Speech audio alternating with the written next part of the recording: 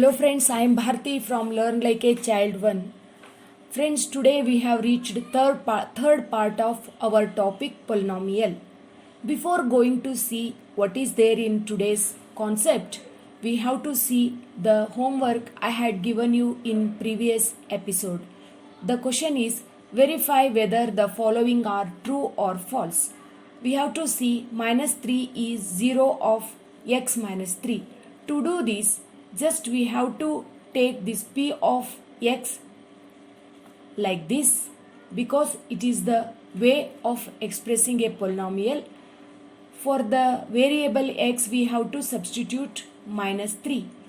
By substituting minus 3 we get negative 6 because negative 3 we get negative 6, which means that this statement is wrong because by substituting 0 into our polynomial we have to get that polynomial equating to 0, or we have to get value of that polynomial as 0. Here as we have got the value minus 6, this is not a minus 3 is not the 0 of the polynomial x minus 3. So this statement is false. Let us see next. 1 and minus 3 is 0 of 3x plus 1. So we have to try this polynomial with two values, that is 1 and minus 3, 3x plus 1. You just substitute the value of x as 1 and see what happens to its value. If you multiply 3 by 1, you will get 3 plus 1, 4. So again 4 we have got the answer. Again it says that 1 is not the 0. Say with minus 3 also we have to try. Again p of x is equal to 3x plus 1. By substituting the value of x as minus 3 we have got the value minus 9 plus 1. If you add positive 1 to negative 9, you will get negative 8, which means minus 3 is also not 0 of 3x plus 1. It means this statement is not true because 1 and minus 3 is 0 of 3x plus 1. The statement goes like this. It is wrong as 1 and minus 3 are not zeros of this polynomial. This is also a false statement. Next we'll move to minus 4 and 5 is 0 of 4 minus 5y. Let us see. 3 of x is equal to 4 minus 5y. By substituting 4, 5 in place of y we have to substitute minus 4, which gives us 4 plus 20, which is equal to 24. It means 4 is minus 4 is not 0 of 4 minus 5y as they have given it as 0. Therefore, without going for a check with 5, we can directly say that minus 4 is not a 0 of this polynomial. Therefore, the whole statement is false. Now, 0 and 2 are zeros of t square minus 2t. Fourth one. P of x equals t square minus 2t. T square minus 2t. Again we have to substitute the value which they claim as 0 here. If we substitute 0 for x, 0 for t, square of 0 will be 0. If you multiply any number with 0, again you will get 0. The whole number gives us 0. 0 is correct. Again one more number is given here, that is 2. We have to see that 2 also. For p of t, 2. Let us see what happens. Here I have to substitute 2 for t. So square of 2 is 4, and multiplying a number by the number 2 by 2 gives 4. If you add negative 4 to positive 4, you'll get 0. It means both these two numbers are zeros of t square minus 2t. Therefore, this statement is true. Similarly, we have to check with minus 3 for this polynomial, that is y square plus y minus 6. In this sum, we are going to substitute minus 3 for y by substituting minus 3 square plus 3. This is minus 3 and minus 6. Minus 3 square is 9, and this plus and minus gives us minus. So this is minus. Now 9 minus 9, because by adding two negative things we get a negative 9 here. So if you add positive 9 to negative 9, you will get 0. So last statement is also correct, because in the last statement they are claiming that minus 3 is 0 of this polynomial. Therefore, it is a true statement. Here we have finished our homework. Next, we'll see today's concept, that is remainder theorem. What is the prerequisite? Prerequisite means what are all the concepts we have to know before going to the remainder theorem. Yes, you have already learned that polynomial. You have already learned about a polynomial. What is the polynomial? Polynomial is an algebraic expression, say something 2x plus 1, like this. The problem with polynomial is that it should not have its power in any way negative and fraction. Fraction and negative numbers should not be the powers of variable. If it is so, then it is not called as a polynomial. Yes, if you have understood this much, we can move now. We write a polynomial with its notation. Notation p of x. It is a notation of writing a polynomial. We'll write some polynomial. For example, say x to the power of 5 minus 3 x to the power of 2 plus 1. So it is a polynomial. And along with this polynomial, let us consider one more polynomial. We call this polynomial as g of x. Okay, no problem. X to the power of 3 plus 2x minus 7. It is one more polynomial. These two polynomials vary in terms of their degrees, because the degree of this polynomial is 5 and degree of this polynomial is 3. These two polynomials vary. And can you tell me degree of which polynomial is highest? Yes, the degree of this p of x is 5. It is greater than the degree of the polynomial g of x. Now, while writing, be careful, because sometimes what happens, we don't know the size greater than and less than. So I have given you a mnemonics here. It is a crocodile. You just see the crocodile's mouth. This crocodile's mouth always opens towards the greater number. So here I have used this sign. Please remember, crocodile's mouth should be opened towards a greater number. Degree of first polynomial is 5. Therefore, we have opened this crocodile's mouth towards degree 5. And degree of second polynomial is 3. What is degree of the polynomial? I think I had already told you in the previous video, but still once we can remember it.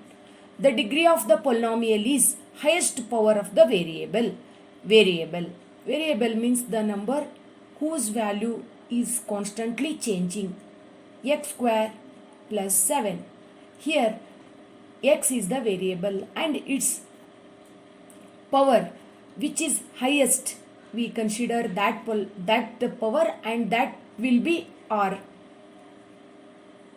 degree. So whenever it comes to degree, you please remember the power. Power means highest thing. Degree of first polynomial is 5 and second polynomial is 3, that we have already seen. Now polynomial 1 is greater than polynomial 2. Here you have to see this polynomial we consider as greater than this polynomial. You might have understood now, whenever we say greater than, less than, it is purely based on degree of a polynomial. To say some polynomial is greater, you have to see its degree.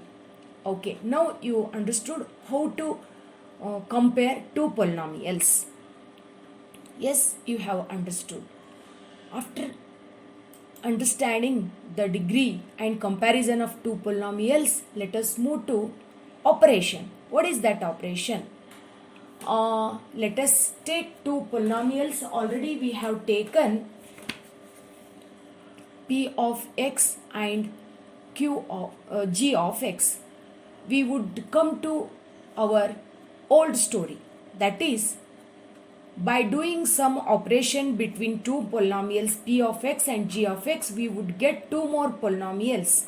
Now old story means we had already discussed two polynomials p of x and q of x. Now we will do some operation on these two polynomials, and before going to operate on these two polynomials, let us do the same procedure with numbers, because understanding some operation with numbers is very easy. Do you remember, or can you tell me what are those operations? At least can you tell me the fundamental operations? Yes, plus or addition, subtraction, multiplication, division, all these are called as fundamental operations. From these four operations, let us consider the operation division. We'll do this operation not with polynomials directly, but with numbers. Okay. Before adding one more polynomial to our family, let us see the operation performed with numbers. Now we will do the same operation with numbers. Suppose I have two numbers, say 7 and 2. We have taken two numbers and 7 is greater than 2. Everybody knows. If you want to put the sign, you please see this sign we have to use here. And 2 is not 0, and we have taken a non-zero number to divide something, that you have to keep it in mind. Now I would perform operation on 2 and 7. How to perform that operation? That is, I would divide 7 by 2. Let us divide 7 by 2. It is a very easy thing. As you are in 9th standard, you can easily do that. 2 3s are 6. We have to change the sign here. By subtracting 6 from 7, we get plus 1. Yes. Here we have got two new members. Those are 3 and 1. Okay. We know 2 and 7 already. We have added 3 and 1 to our team. So totally we have 4 members. Member number 1, member number 2, and this is third member, and this is fourth member. Okay, totally we have 4 members now, and let us name these members depending on their position. What is their position and what are their names depending on their positions? Let us see. Again, I'll divide the same number by 2. Now I'll assign some name to them. In mathematics, we call the number which is here, I mean in between brackets, we call it as dividend. We call this number as dividend. And the number which divides the dividend we call as divisor. this is divisor, and the number which remains after division, we call it as remainder.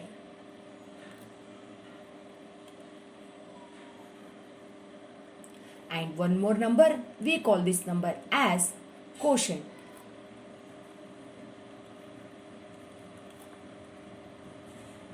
Quotient.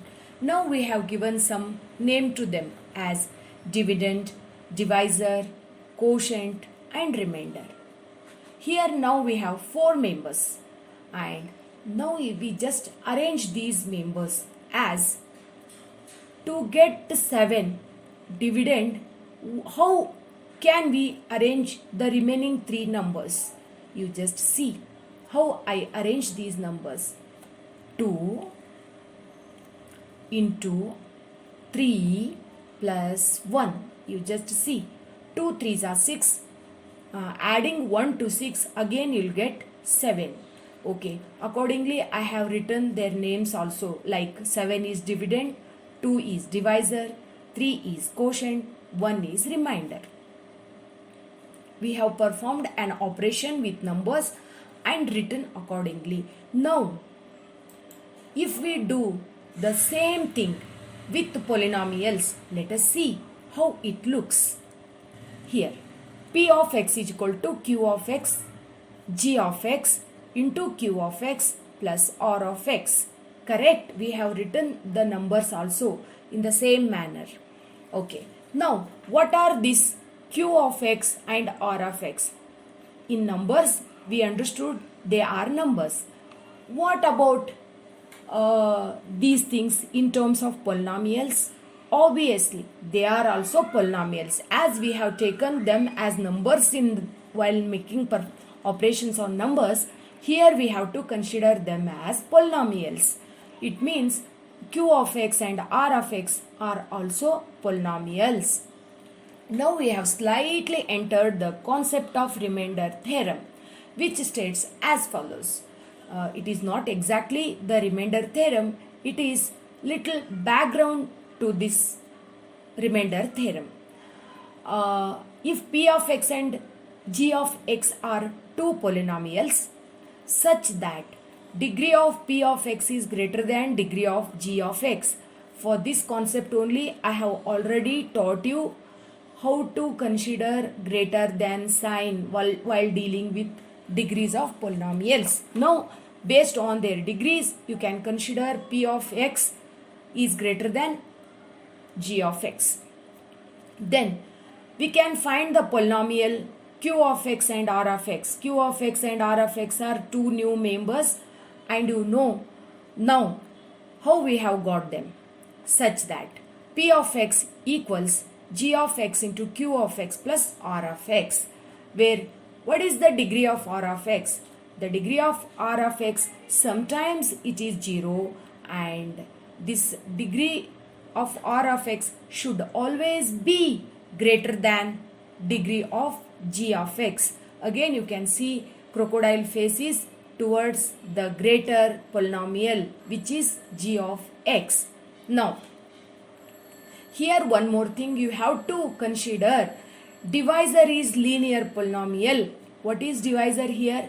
G of x is divisor, and it should always be a linear polynomial. What is linear polynomial? A polynomial which has degree 1, like 2x plus 3. It is a polynomial, linear polynomial of degree 1. Okay. Divisor should be a linear polynomial. Now we'll directly land into the remainder theorem. Let us see, is there any relation between remainder and certain value of dividend? To see that, we have to consider one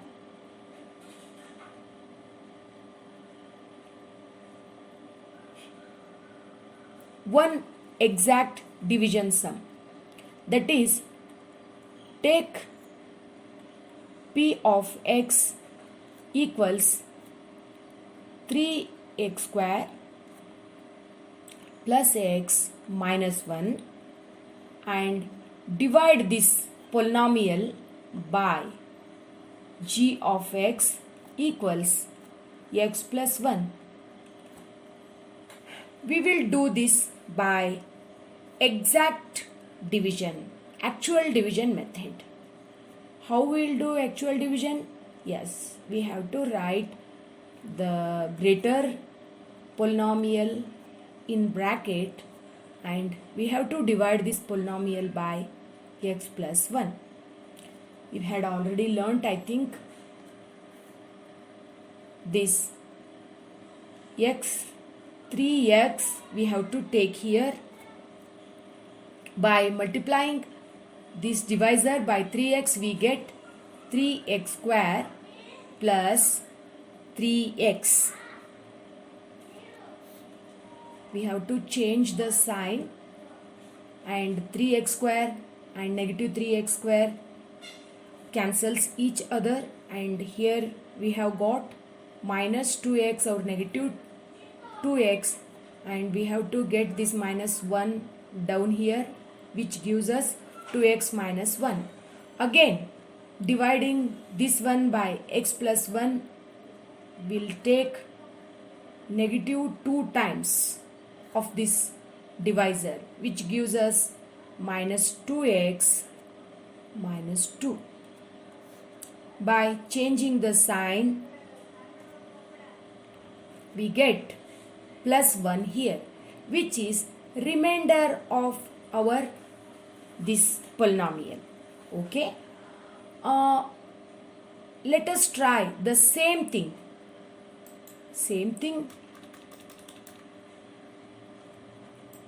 with some more method, that is considering this remainder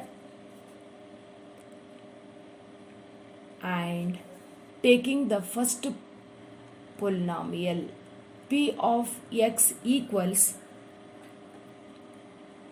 3x square plus x minus 1. Now let us take the second polynomial which is linear polynomial. You have to remember x plus 1. Okay, what I'll do is I'll take this second polynomial as x equals minus 1 and try to substitute the value of x as minus 1 in the first polynomial. 3 of x is equal to p of x is equal to 3x square plus x minus 1. P of minus 1 equals,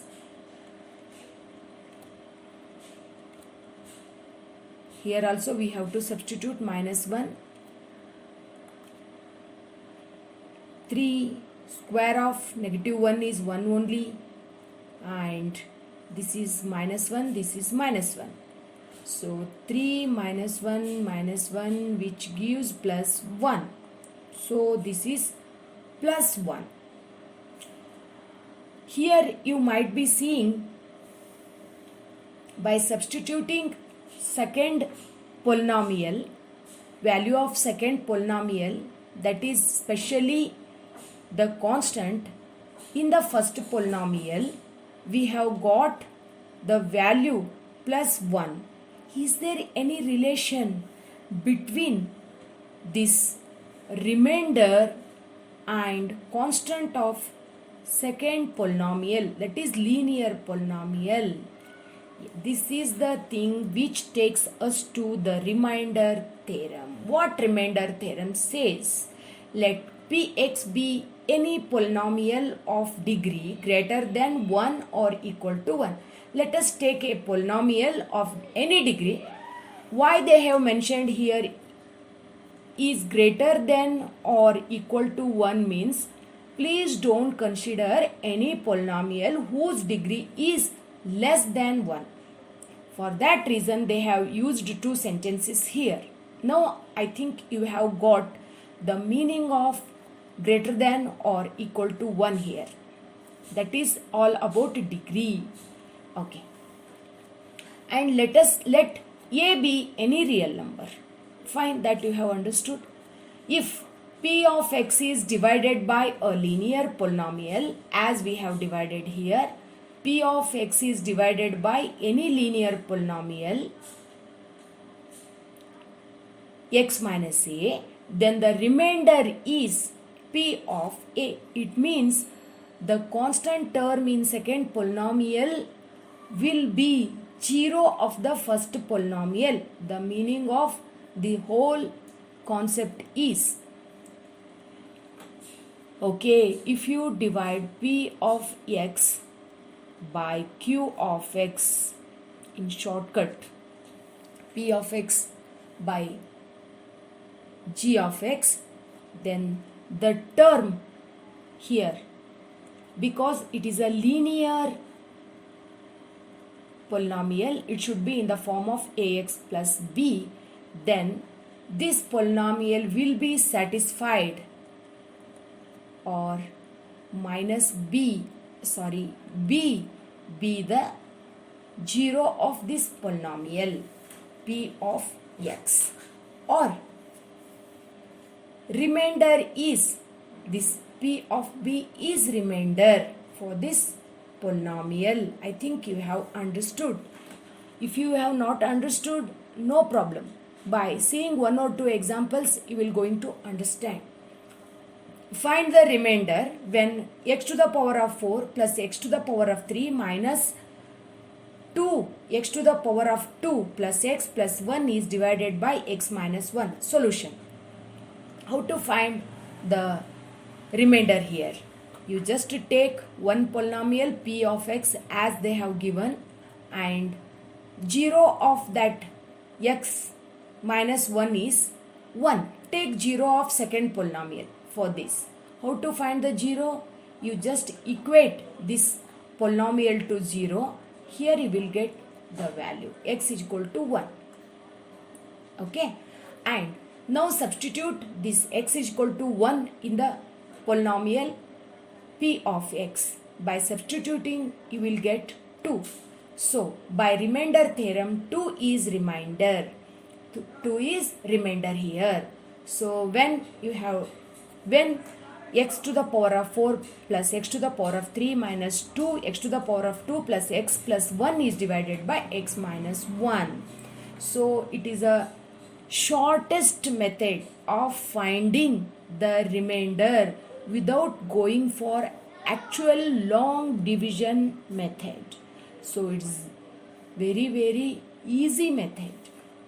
Instead of doing long division, you can substitute the 0 of second polynomial in the first polynomial and get the values. Now it is homework time. In homework, you take one or two polynomials as p of x.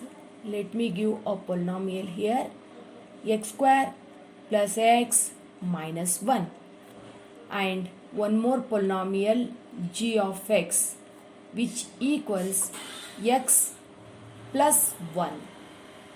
Now find the remainder. Now find the remainder. This will be homework for your today's work. Let us meet in the next video with one more new concept. Until then, take care. Bye. And one more polynomial g of x, which equals x plus 1. Now find the remainder.